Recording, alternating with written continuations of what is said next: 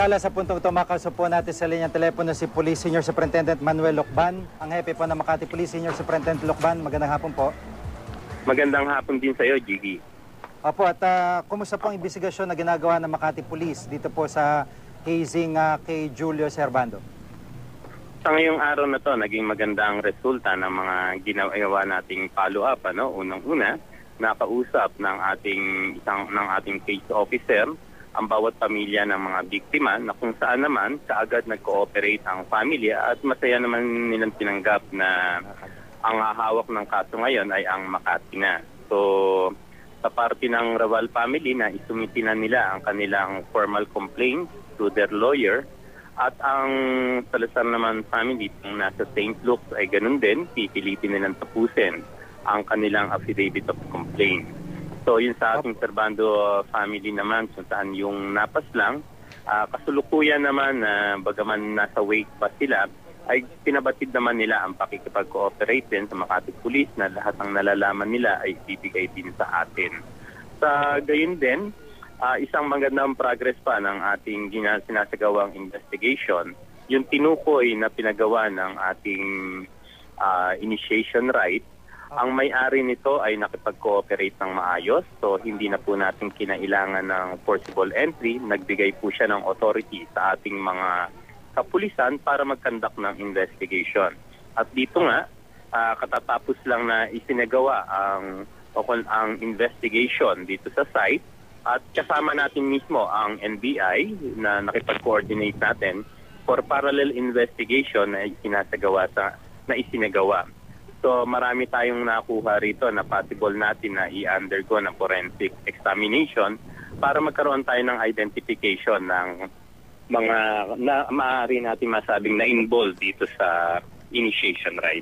Opo. Ano po yung mga partikular na nakuha ng mga investigador dito po sa loob ng bahay? Meron bang mga paddle o mga pamalo na maaaring ginamit po? Ano po yung specifically na i-report po sa inyo nakuha nila?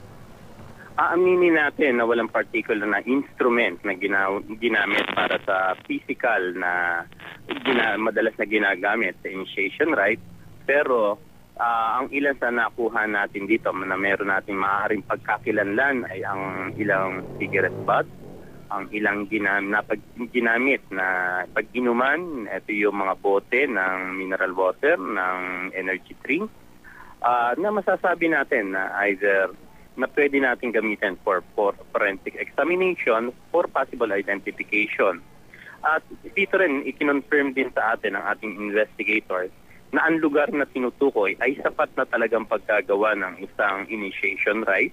Sapat ang laki nito at ang pagkaayos nito ay talagang kinakitaan na merong mga tao na kagagaling doon dahil nga nakita may mga bottle, at yung pagkais nito may mga iniwan na ilang ginamit, maaaring pinag-inuman o mga sigarilyo na tama sa description ng unang nagbigay sa atin ng information. Opo, kumbaga sa dami ho ng mga bote na nakita nyo at mga upos ng sigarilyo, indikasyon na nagkaroon ng malaking pagtitipon yung grupong ito, ano po? Tama po kayo doon, merong mga pagtitipon ng ilang tao sa lugar na yun na bago lang. Opo. Yung sa video na nakuha po nyo, yung bagong video sa labi ng One Archer's Place condominium, sa tingin nyo ba matibay na ebidensya rin to laban dito sa mga sangkot sa hazing? Ito ay mga sinasabing maaaring maging circumstantial evidence. Sa gagawin nating case conference, matapos nating matanggap ang lahat ng hinihintay natin ng mga affidavit ng primary victims natin, ito ay may ugnay ng maganda para sa mabilis na identification at malaman natin yung true fact kung ano ang mga nangyari sa crime. Opo. Doon po sa video na nakuha nyo, itong pinapakita po natin, may parte ho doon na parang talagang buhay pa to si Julio at hinatak pa ng isang kasamahan eh. Opo. Opo. Ano po assessment ng Makati PNP dito? So tulad ng binanggit natin, ito ay mga circumstantial dun sa nangyaring initiation right. Ito ay kasi ang ating kaso na kakaharapin ay ang hazing law, So ito na yung mga result ng naganap na hazing. So tulad ng binanggit natin, circumstantial to na matasabi as part of the kung ano man ang naganap dito sa Palanan. Opo, opo. Panguling katanungan, no? Sa ganitong sitwasyon ho, hindi ba to pwedeng pag-aarestuhin, pagdadamputin ng police considering na kitang-kita nga na parang yun nga nangyari, parang sa kamay nila namatay itong batang si Julio.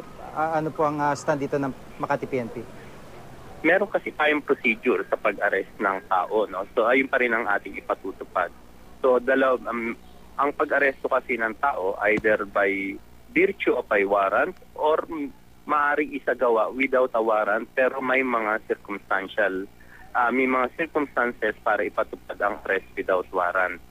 So sa ngayon naglapse na yung time na masasabi para magkaroon tayo ng inquest proceeding at arestuhin kaagad ang tao.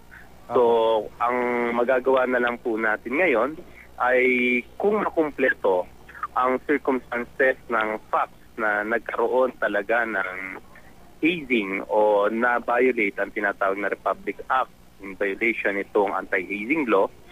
Pag nabuo natin ang facts na ito, kagad maisampa ang kaso para makapagpalabas po tayo ng warrant of arrest. Apo. Maraming salamat po sa pagkakataon. Si Police Senior Superintendent Manuel Lucban Jr., ang hepe po ng Makati